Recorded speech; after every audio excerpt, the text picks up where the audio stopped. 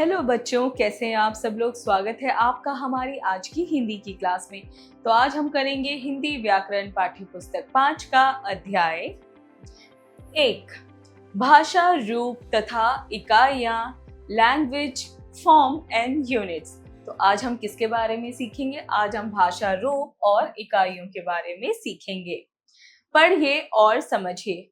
बच्चों, पिछले अध्याय में हम भाषा, बोली तथा लिपि आदि के विषय में पढ़ चुके हैं। अतः हमें ज्ञात हो चुका है कि बोली और उपभाषा से भाषा का स्थान ऊंचा होता है।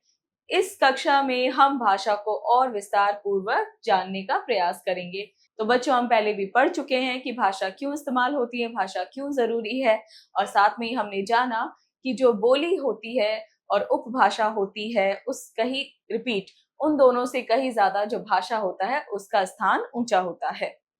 भाषा की आवश्यकता। मनुष्य एक सामाजिक प्राणी है तथा वह अपने इसी गुण को स्पष्ट करते हुए परिवार एवं समाज के मध्य रहता है। जब वह किसी समाज में रहता है तो निश्चित है कि उसे बातचीत करने की आवश्यकता होती है। इसके लिए जो साधन है वह संकेतों, अस्पष्ट ध्वनियों आदि की यात्रा करते करते अवशुद्ध और परिमार्जित रूप में भाषा तक पहुंच गया है। तो बच्चों, भाषा की क्यों जरूरत होती है? क्योंकि हम एक समाज में रहते हैं, और जब हम समाज में रहते हैं तो हमारा लोगों के साथ इंटरेक्शन होता है, बातचीत होती है, क्योंकि समाज में और लोग भी रहते हैं, तभी ये समाज बनता है। तो अपनी भावनाओं को, अपने विचारों को आदान प्रदान करने के लिए ही जो है हम भाषा का प्रयोग करते हैं। पहले ये क्या था? पहले ये सिर्फ संकेत था और कुछ अस्पष्ट ध्वनियां थी, लेकिन अब ये पूरी ऐसी है कि लेकिन अब ये यात्रा करते करते, यानी कि जो सिर्फ पहले संकेत और अस्पष्ट ध्वनियों तक सीमित था, अब वो यात्रा करते करते एक शुद्ध परिमार्जित रूप में भाषा तक पहुंच चुका है। यानी कि अब वो पूरी तरह से शुद्ध रूप में भाषा बन चुका है। भाषा का इतिहास। बच्चों, आपने इतिहास में आदि मानव के विषय में पढ़ा होगा। वह मूलतः एक चौपाया जीव था तथा अस्पष्ट ध्वनियों और विभिन्न शारीरिक भावों के द्वारा अपनी बात को समझता था, समझाता था। धीरे धीरे उसका शारीरिक विकास हुआ, फिर वह अपने दो पांवों को बाहों की तरह प्रयोग करने लगा।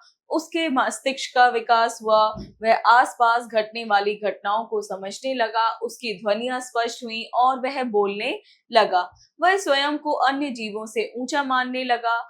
अब वह अपने जीवन स्तर को ऊंचा उठाने में लग गया और उससे अधिक स्पष्ट और सुचारू भाषा की आवश्यकता पड़ने लगी। इस आवश्यकता की पूर्ति के लिए वह विभिन्न प्रकार की बोलियां बोलने लगा। तो बच्चों, हमने पहले क्या तो बच्चों, हम सब ने ये कहानी पढ़ रखी है आदि मानव के बारे में। वो क्या हुआ करते थे? वो बस एक चौपाया जीव हुआ करते थे। वो पूरी तरह से मनुष्य जैसे नहीं थे, लेकिन धीरे धीरे जो है उनका विकास हुआ। पहले सिर्फ वो शारीरिक संकेतों, यानी कि अपनी आंखों का, बाहों का यूज करते हुए जो है अपनी बातों को समझाते थे लोगों को, और साथ में ही क्या है, कुछ ध्वनियां भी अपने मुंह से निकालते थे। लेकिन धीरे धीरे उस आदि मानव का विकास हुआ, वो अपने दोनों पैरों पे खड़ा हुआ, उसके दिमाग का विकास हुआ। ऐसे करते करते जो मानव है, जो आदि मानव है, वो मानव बना और वो सारे ही जीवधारियों में सबसे ज्यादा सर्वश्रेष्ठ हुआ, क्योंकि उसके अंदर बोलने की, सोचने की क्षमता बढ़ चुकी थी और वो इसको अब और ज्यादा बढ़ाना चाहता था। अभी तक मनुष्य के पास भाषा के नाम पर केवल दो साधन थे, सांकेतिक भाषा और मौखिक भाषा। परंतु जब वह निरंतर विकास की राह पर बढ़ता गया तो उसका काम केवल इन दो भाषीय साधनों पर निर्भर रहना असंभव होने लगा। अब उसे लिखने की आवश्यकता महसूस होने लगी। मानव ने स्वयं ही मौखिक ध्वनियों के लिए लिखित चिन्ह बना लिए और इस प्रकार तीसरा महत्वपूर्ण रूप लिखित भाषा का विकास हुआ। अतः भाषा वह साधन है जिसके द्वारा हम अपने विचार, शब्दों को लिखित रूप में दूसरों तक पहुंचा सकते हैं और स्वयं समझ सकते हैं। तो बच्चों, पहले क्या था? भाषा के सिर्फ दो साधन थे, सांकेतिक भाषा और मौखिक भाषा। सांकेतिक यानी कि आपको बॉडी जेस्चर से लोगों को समझाना है, साइन लैंग्वेज में समझाना है कि हम क्या बोल रहे हैं, क्या करना है। और मौखिक यानी कि बोल के, क्योंकि हम बोलना भी सीख चुके थे, लेकिन अब मानव को और ज्यादा विकास करना था और सब कुछ सीखना था, सब कुछ जानना था। तो जिसके लिए क्या है, उन्होंने अपनी मुंह से जो बोलियां निकलती थी, जो भाषा निकलती थी, उसी के लिए कुछ खास चिन्ह तैयार किए और धीरे धीरे उसको क्या है, एक लिखित रूप दे दिया उन्हीं चिन्हों को। तो उसी को हमने लिखित भाषा जाना। तो हम कह सकते हैं लिखित भाषा भाषा का वह रूप है जिसमें हम अपने विचारों को, अपने ख्यालों को, अपनी भावनाओं को लिखकर प्रकट करते हैं। इस प्रकार भाषा के 3 रूप विकसित हुए। पहला मुख अथवा सांकेतिक स्वरूप, दूसरा मौखिक भाषा, तीसरा लिखित भाषा। तो बच्चों, भाषा के कितने स्वरूप हुए? पहला था हमारा मुख अथवा सांकेतिक स्वरूप। भाषा के इस स्वरूप में केवल शारीरिक गतिविधियों से अपनी बातों को दूसरों तक पहुंचाया जाता है।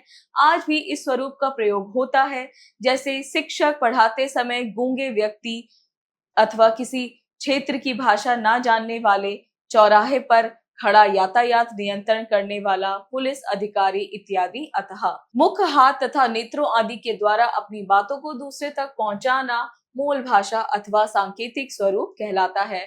तो बच्चों, सांकेतिक भाषा में क्या होता है, इसमें जो है अपने बॉडी के अंगों से यानी कि मुंह से, आंखों से, हाथों से हम लोग संकेत के माध्यम से दूसरों तक अपनी बातें पहुंचाते हैं। जैसे कि आप एग्जाम्पल देख सकते हैं ट्रैफिक पुलिस का, वो ट्रैफिक को साइन लैंग्वेज से ही हैंडल करता है। तो हम कह सकते हैं मुख, हाथ तथा नेत्रों आदि के द्वारा अपनी बातों को दूसरे तक पहुंचाने को ही हम मुख भाषा या फिर सांकेतिक भाषा कहते हैं। दूसरा, मौखिक भाषा। जब 2 व्यक्ति परस्पर बात करते हैं तो वह मुख से बोले गए शब्दों का प्रयोग करके विचारों को एक दूसरे तक पहुंचाते हैं। यह शब्द छोटी छोटी ध्वनियों के परस्पर मेल से बने होते हैं। भाषा का ये स्वरूप मौखिक रूप या मौखिक भाषा कहलाता है। अतः अपने शब्दों को मुख से बोलकर विचारों के माध्यम से प्रकट करने की विधि मौखिक भाषा कहलाती है। तो बच्चों, हमने क्या जाना, मौखिक भाषा क्या है? जब हम अपने विचारों को, अपनी भावनाओं को जो है बोलकर प्रकट करते हैं और अपनी बातों को दूसरों को समझाते हैं, वही क्या है, मौखिक भाषा है। तीसरा, लिखित भाषा। उन्नति के पथ पर लगातार अग्रसर होने के कारण मानव ने धीरे धीरे बोली जाने वाली ध्वनियों के लिए लिखित चिन्ह बना लिए। इन चिन्हों का प्रयोग करके बोले जाने वाले शब्द लिखे जाने लगे।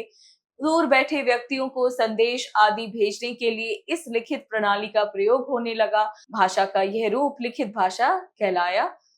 अतः अपने लिखे हुए शब्दों को उचित रूप से प्रयोग करके ध्वनि चिन्हों के माध्यम से प्रकट करने की विधि को लिखित भाषा कहते हैं। तो बच्चों, लिखित भाषा क्या है? जब हम बोलते हैं और बोलते वक्त जो हमारे मुख से ध्वनि निकलती है, उसी ध्वनि के लिए जब इंसान ने क्या है, कुछ चिन्ह बनाए और उन चिन्हों के द्वारा उन ध्वनियों को लिखा गया, उसी को हम लिखित भाषा कहते हैं। तो हम ये कह सकते हैं, अपने विचारों को और अपने भावनाओं को जब हम लिखकर प्रकट करते हैं तो उसी को हम लिखित भाषा कहते हैं। मातृभाषा। बालक जिस परिवार में जन्म लेता है वह सर्वप्रथम उसी भाषा को सीखता है। अतः अपने परिवार द्वारा बोली जाने वाली जिस भाषा को बच्चा सीखता और बोलता है उसे मातृभाषा कहते हैं। तो बच्चों, मातृभाषा कौन सी होती है? एक बच्चा जिस भी परिवार में जन्म लेता है, उस परिवार के लोग जो भी भाषा बोलते हैं, वो बच्चा भी वही भाषा बोलता है और वही भाषा उस बच्चे के लिए मातृभाषा बन जाती है।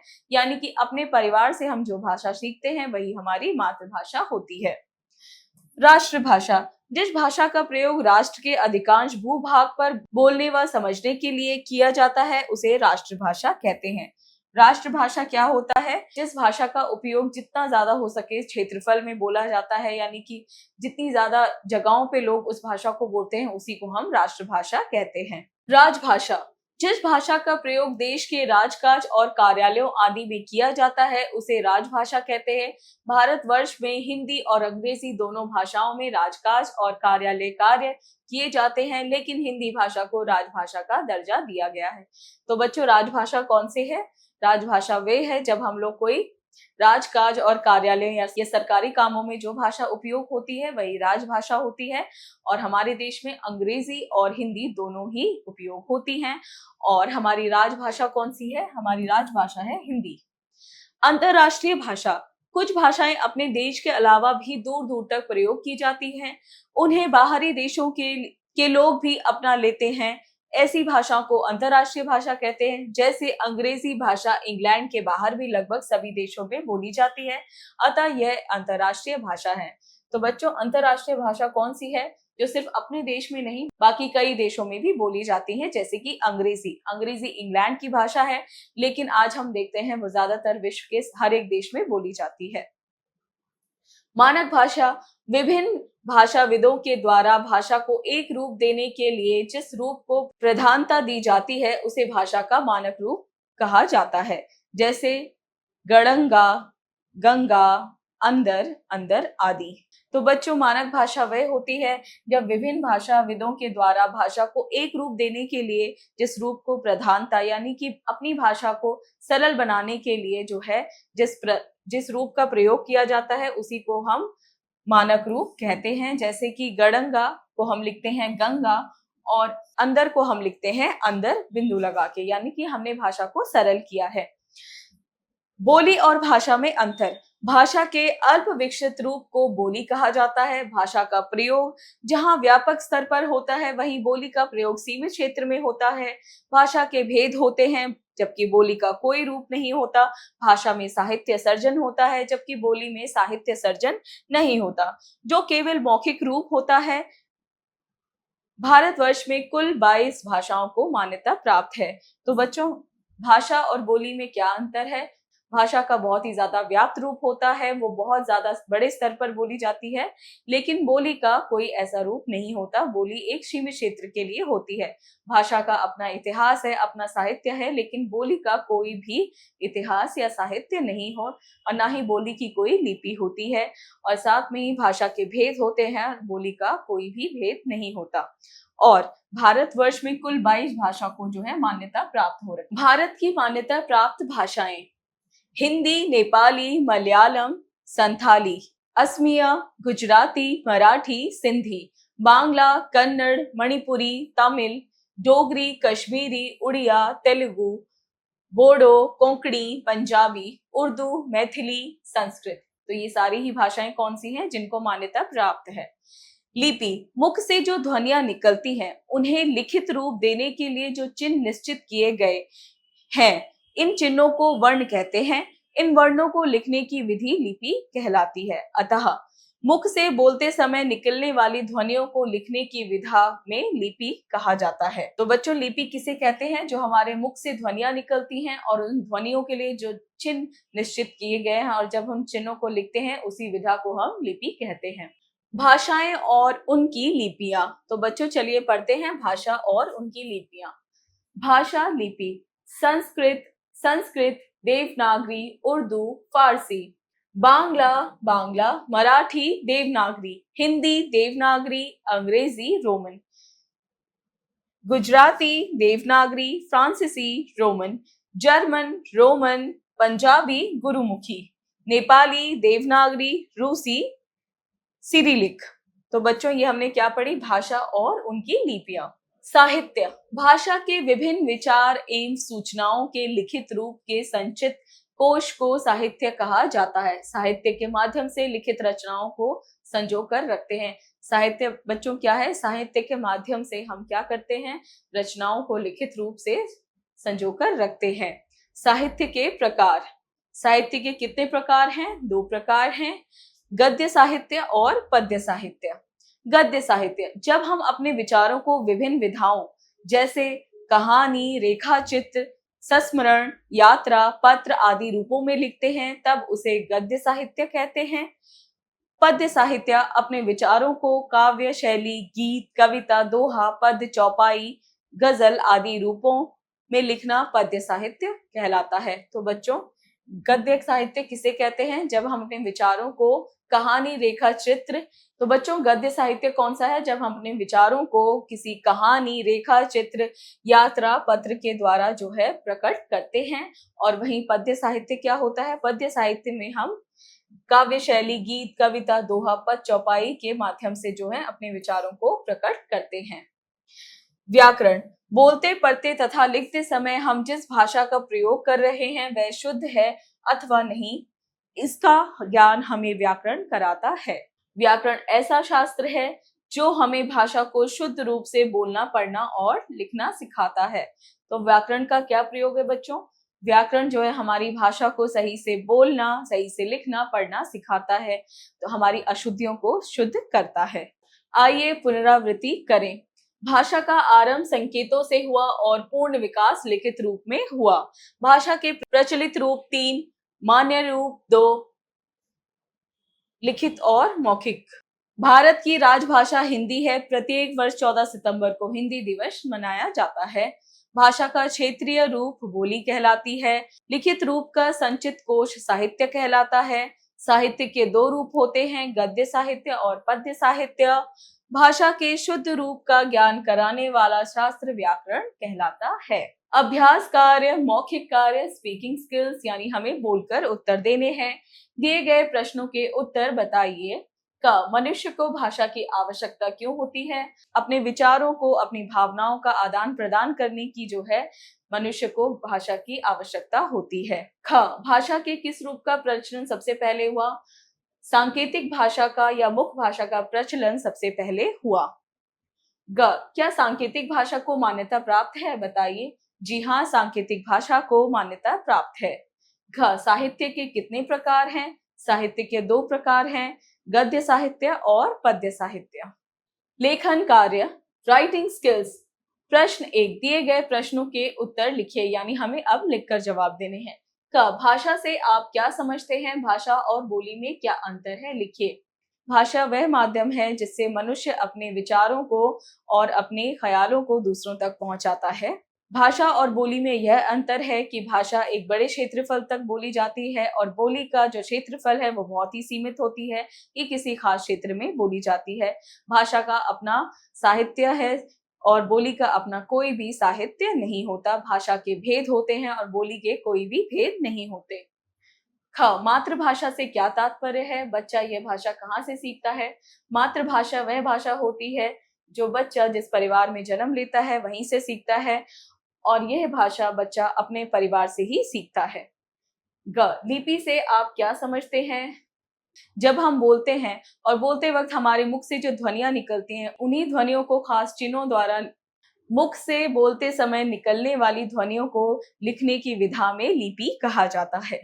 हमें व्याकरण की आवश्यकता क्यों होती है? अपनी भाषा को शुद्ध करने के लिए, लिखने व पढ़ने के लिए हमें व्याकरण की आवश्यकता होती है। प्रश्न 2, दिए गए वाक्यों में सही कथन पर सही और गलत कथन पर गलत का चिन्ह लगाइए। मूक भाषा आज भी प्रचलित है। सही। ख भारतीय संविधान में केवल 15 भाषाओं को मान्यता प्राप्त है। गलत। ग भाषा के केवल लिखित और मौखिक रूप को ही मान्यता प्राप्त है। गलत। ख बोली का अपना कोई साहित्य नहीं होता। सही। ड़ साहित्य संचय का माध्यम भाषा का लिखित रूप है। सही।